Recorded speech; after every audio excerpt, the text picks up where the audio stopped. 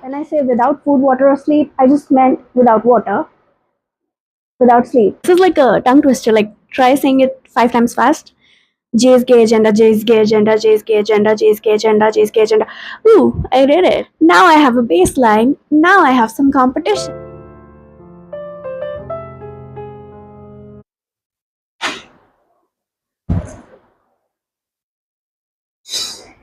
Hi.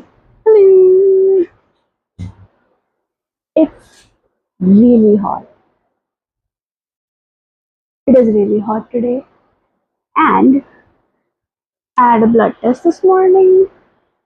You can't really see it, but there's like a cute little doggo on my band-aid, which are like band-aids that I specifically bought for when I have really terrible experiences with blood tests, which is what I had today. I had a blood test. My entire arm aches. I'm expecting to get a bruise in this area. I have an injury. It hurts. So what better time than today to have a 24-hour readathon? So I've been wanting to do a 24-hour readathon for a really long time now, but for some reason I never did.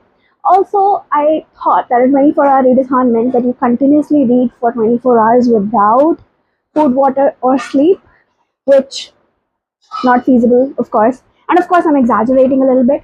When I say without food, water, or sleep, I just meant without water, without sleep. Brain is not braining. Of course, I'm exaggerating. When I said without food, water, or sleep, I mean without sleep. But I recently found out that apparently a 24-hour readathon just means that you read as much as you can within 24 hours. So I like that definition. I think that is doable. This hurts, that hurts, brain hurts because it's really hot. So I'm gonna read for 24 hours because why not? So it's currently 6:44, 6:44 p.m. I'm gonna start both a countdown timer as well as a stopwatch, and I can just pause the stopwatch when I'm not reading so that I can track how much I actually read in the 24 hours. So the countdown timer, I can set it to 24. I can't set it for 24 hours. I can set it for 20 hours. That's not fair. Yeah. So I set a 20 hour. Let me see if I can do 20 hour 59 minutes. Yes. So I set a 21-hour countdown, which I'm gonna just start. Ah, yep, it's counting down. If you can see it.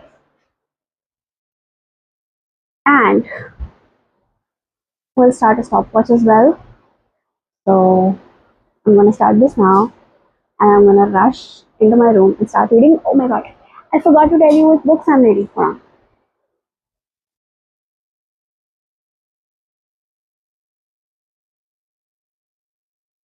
Many months later. Okay, so I've got the 21-hour timer queued up. I'm not starting it yet because let me tell you about all the books that I'm gonna read. Okay, so I have just started reading James Cage and I'm like 2 pages into this book. So I hope that I can finish this book at the very least in these 24 hours. But then I have these. So I have The Pairing by Casey McQuiston, which I just got, but I'm really looking forward to reading. And I feel like this is one of those books that I'm just going to breeze through because I'm familiar with her writing and I enjoy her writing style. So yeah, I'm hoping it's going to be a quick read. And then another book that I think I'm going to read quickly enough is Somewhere Beyond the Sea by T.J. Klune. Because again, I've read the prequel. I have read T.J. Klune's writing in multiple books. I mean, I don't know if you can see, but I've got Under the Whispering Door right here, and In the Lives of Puppets right here, I believe.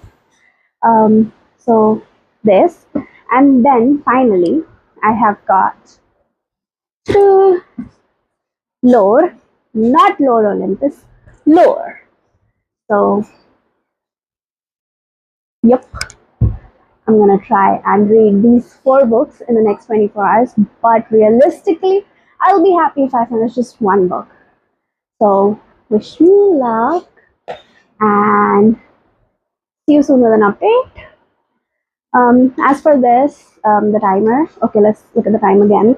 It's 6:48 p.m. right now. Um, yes, I am that girl. I hang up on people like this. This is the epitome of cool. Anyway, back to the point at hand. Um, yep. So I'm starting the countdown timer for the readathon, and I'm starting the stopwatch as well. See you soon. Bye. It's currently 10:15, and I've just paused my timer for the second time, I might add. I paused it around 8:30 for dinner, and I just paused it. It's been 1 hour and 43 minutes of me reading, and it has actually been just about 3 hours for this challenge. So, yeah, the competitive streak inside me, the perfectionist inside of me is like, you need to read more. Why aren't you reading? You're supposed to be reading for 24 hours. But I'm trying to learn that just because I need to do something doesn't mean that I need to keep doing it all the time. That I don't need to be perfect in the first go. And more importantly, this is not about reading for 24 hours. The whole point of this challenge, the reason why I started this challenge in the first place, was because I'm supposed to read as much as I can in 24 hours. But the education system really hammers it into you that if the highest score you can get out of 24 is 24, then you should aim for that. But that's just not how life works.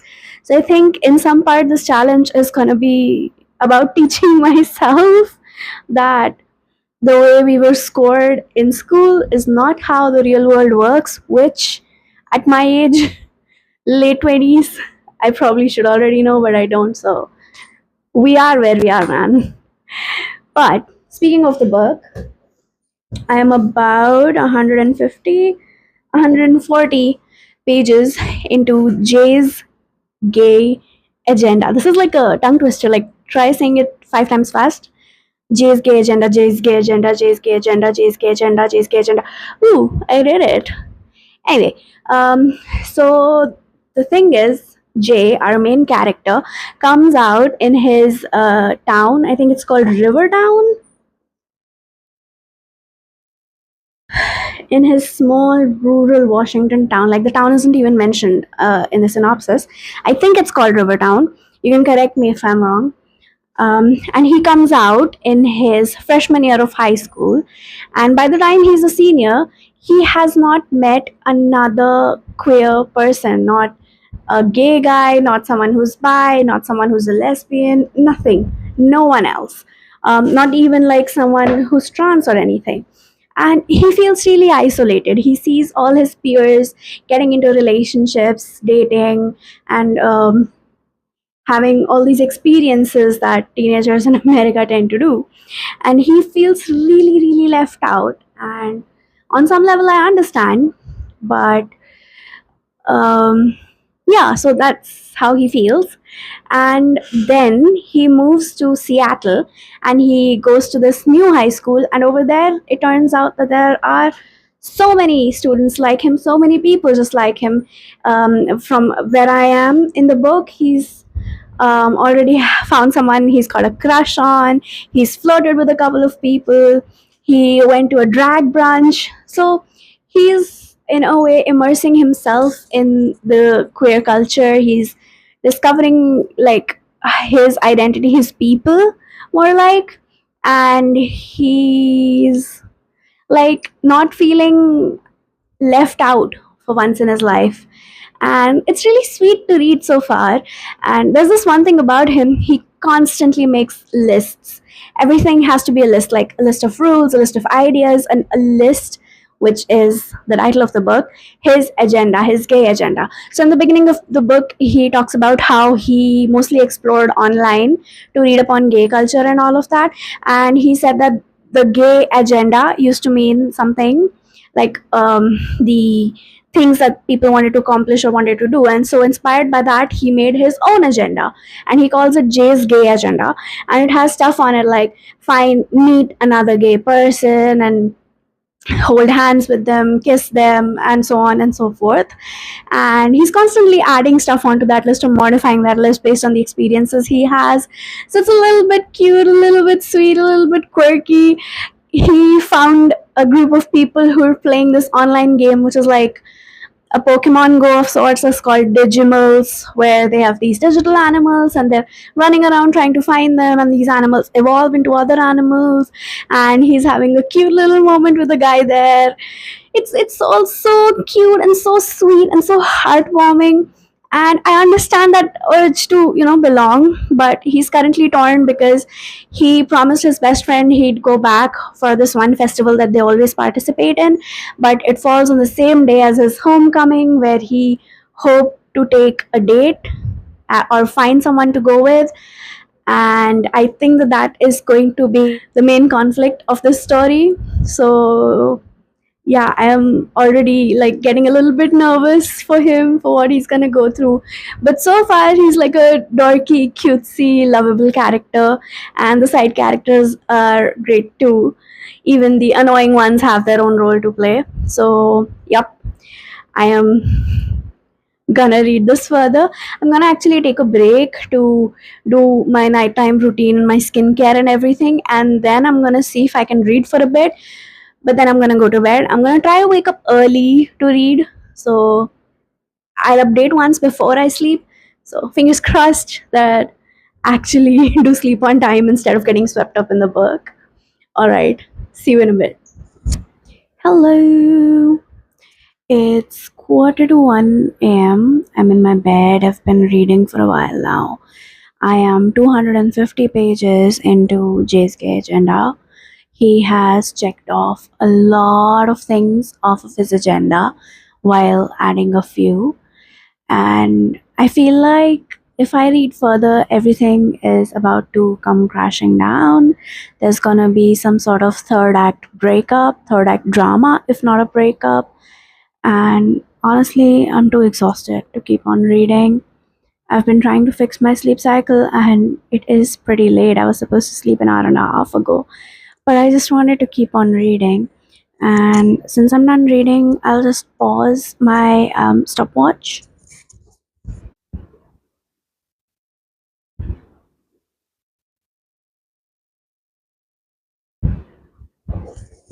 Yeah, so I have read for a total of 2 hours and 50 minutes, which means that I read for about another hour since I got back into bed, finished all my chores, finished all my I'm gonna go to sleep now and deal with the fallout in the morning. Hello, it is, what is it? It's 2:47 p.m. the next day. I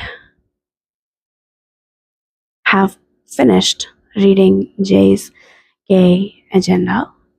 So I'm just gonna log, oh come on, log another lap and then stop the timer here. So as of right now, I've been reading for 4 hours and 40 minutes, which, considering that we're most of the way through this challenge, is way less than I expected.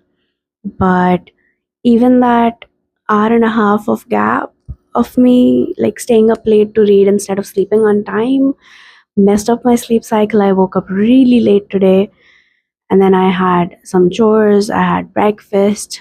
So ultimately, I started reading just recently. So yeah, I finished this book, and although I understand that the main character is a teenager, and I assume that it is, yep, it is published by Harper Teen, so I assume that it's a YA book. I don't think I would recommend it to teenagers per se, maybe older YA, but I think new adults might be able to connect with it better. Like, I understand that there is a difference in how um, growing up and high school experiences and sexuality are dealt with in America versus in India. But yeah, so I am speaking from my lived perspective as someone who grew up in India, who still lives in India, and will probably live in India for the foreseeable future. So I would not recommend this book to teenagers, but or maybe this is just my experience as someone who has not dated anyone. But yes, this is a good book. It's quirky, it's silly, funny, goofy. It does have some moments where you're like, why is the character making such decisions? But like, I understand sometimes people just get really caught up in the euphoria of things, so they make bad decisions. And also, I understand that this is a book and a character has to have some kind of conflict, and they have to make some mistakes that they're gonna like fix. So, like, I kind of had predicted that this would be a coming of age book. It is more or less that.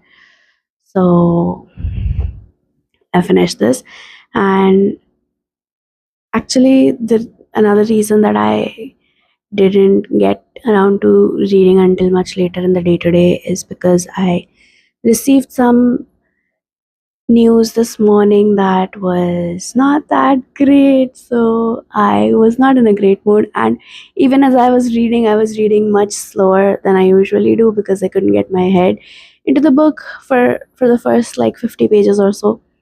But there's this one quote towards the end of the book. Um, and I really liked it. So I'm just gonna read it out because I really resonated with it. So in the beginning, he talks about like experiences that he had, and I'm just gonna omit those for the moment because I don't want to give you spoilers from like 7 pages away from the end of the book. But it says, sometimes the best solution for a tough situation was just to name it, say how much things sucked or were weird or difficult, and to figure out how to move forward together, even if that meant the suckiness and weirdness and difficulty wouldn't change. And that is so true. And I was actually really angry and I was isolating myself earlier today. And I realized that even though things suck and they're gonna suck for a while for me with my injury and other things that I'm dealing with, I realized that I do have people in my life who are there for me, who I can rely on, or at least spend some time with, and take myself out of the situation, however temporarily it is. And that's a really important thing because I've been in situations in my life where I've had to go through similar things alone, completely alone. And yeah, it is such a big help that this time I'm not isolated. I have people rallying around me, and that makes such a difference. So that's great.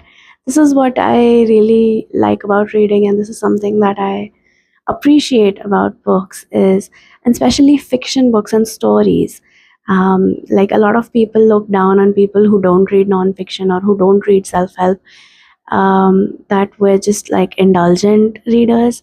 But actually, a lot of times these stories, they show experiences that might be different to ours, but then somehow that still are similar to ours. And it's all about how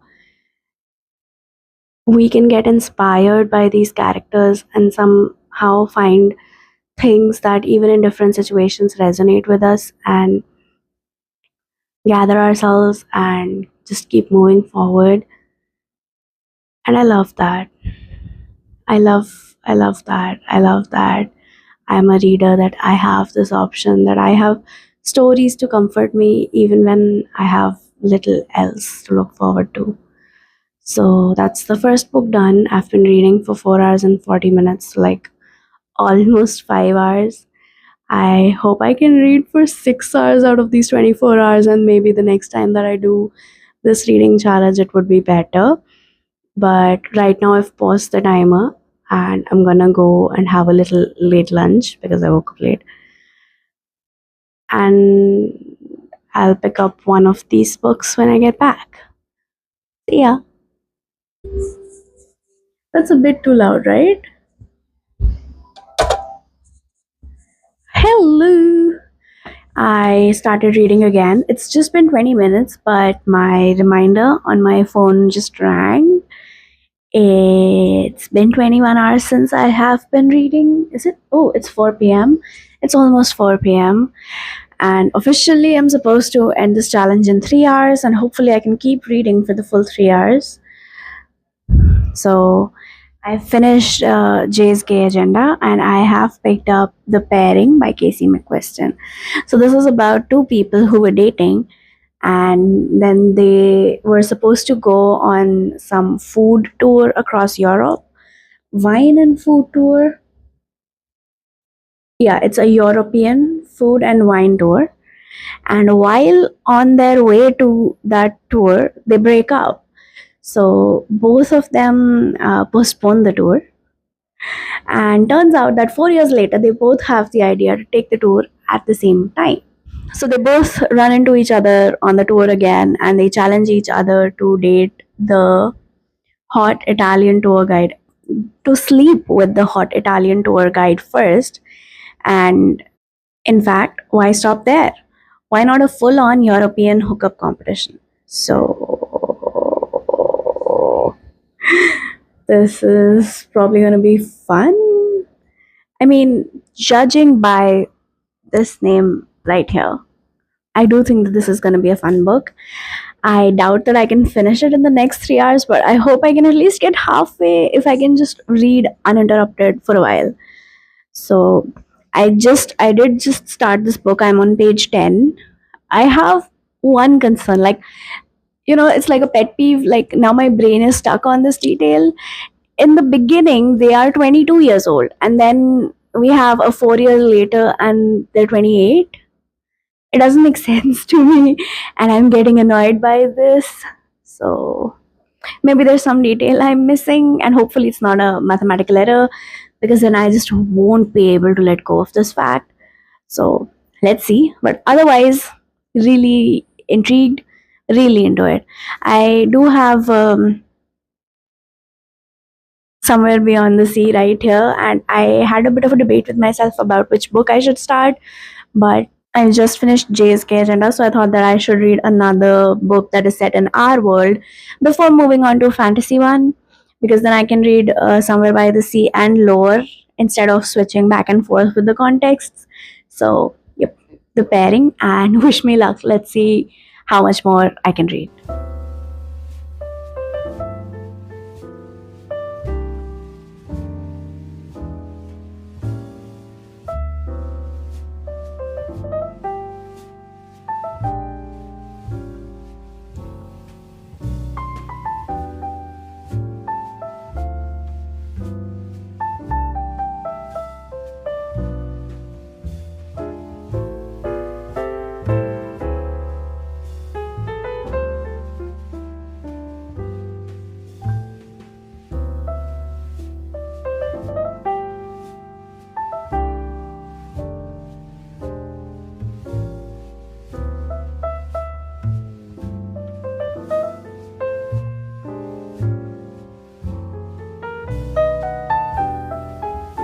It's 10 minutes after 5, and while just trying to check how long I've been reading for, I realized that I never started the timer back up after the last time that I checked in with you guys. So, uh, yep, it's been like an hour and 15 minutes actually since I've been reading, and I am almost 70 pages into The Pairing, and I am enjoying it so much. This is a ridiculously well narrated, funny little book. Like, I'm just 70 pages into it, but I've laughed so many times already. I am connecting with the narration style. Like, obviously it's a bit of a shift from just finishing one book and hopping on into the next. So there's a change in tone, there's a change in the narration style, there's a change in the writing style, but it's really incredibly engaging and I'm enjoying it. I also figured out the 22 plus 4 28 confusion.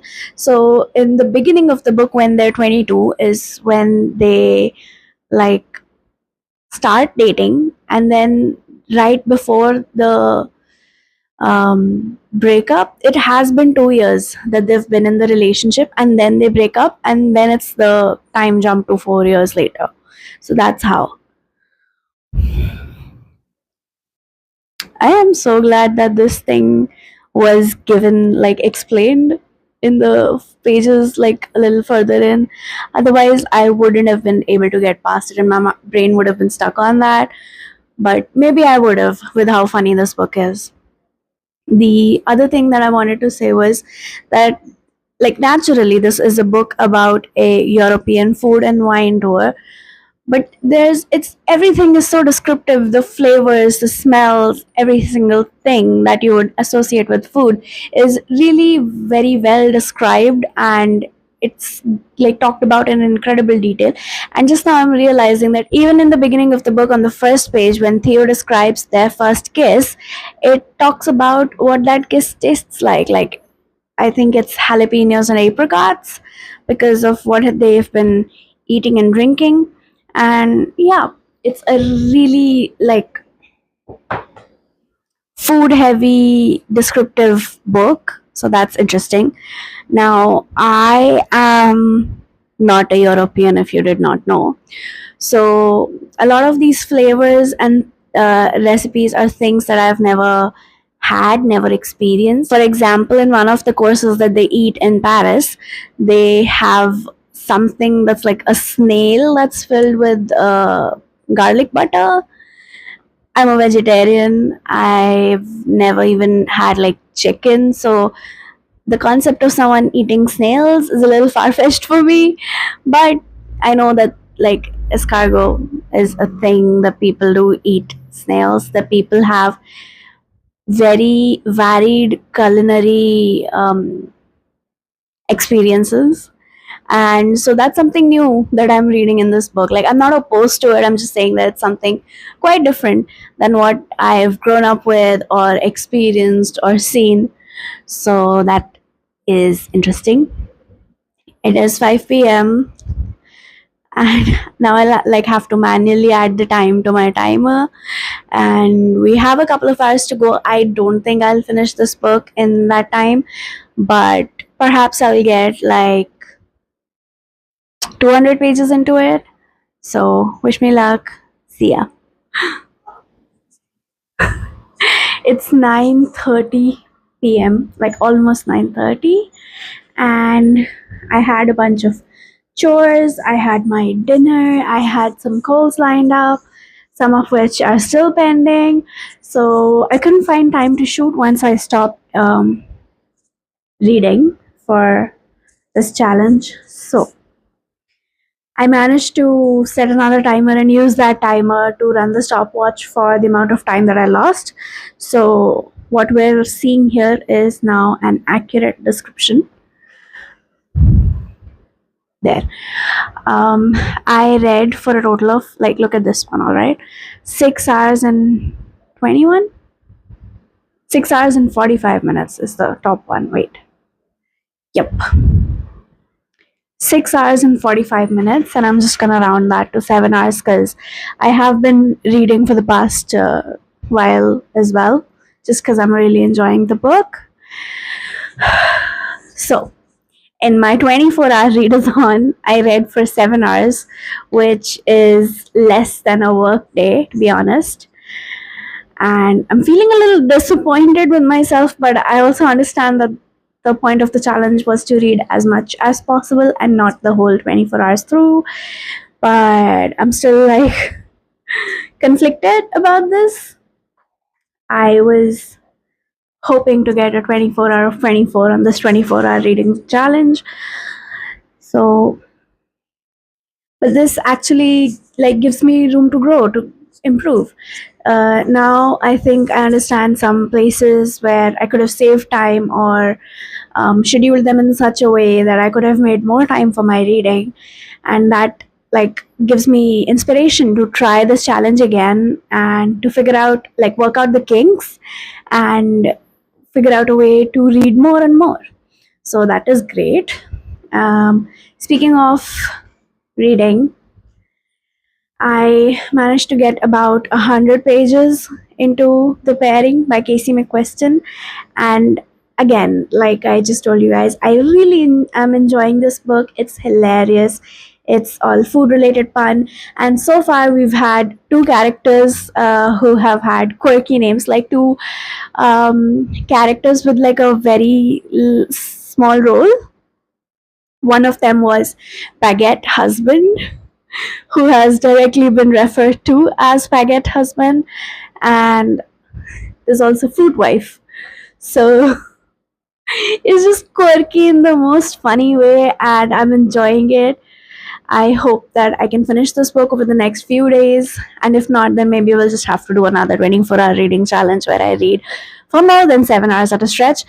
Now I have a baseline, now I have some competition, which is me right now, and future me will be competing with present me, because then that will be present me competing with past me. Am I making sense? I don't know. I have been reading a lot. That's not an actual reason. If I'm not making sense, just assume that it's the heat, because that is why we started this challenge. Okay, so yeah, these are, I guess, my closing thoughts. That it's hot? No. My closing thoughts are that I managed to get one book and a quarter of another book finished in this time. I'm hoping that next time will be better and I'll have read a bit more. But it was fun, and it was fun to have binged JSK Agenda. So that's like a little boost to my confidence. And I am becoming a better vlogger with these regular slash semi-regular check-ins. So that is good. Maybe I'll try to incorporate some more reading sprints into my daily reading habit, and maybe that will help me build up the... I heard something. We don't get rats, but I'm a bit scared now. Okay. I guess happy Friday the 13th, and I want to do this again soon. So, see you in that one.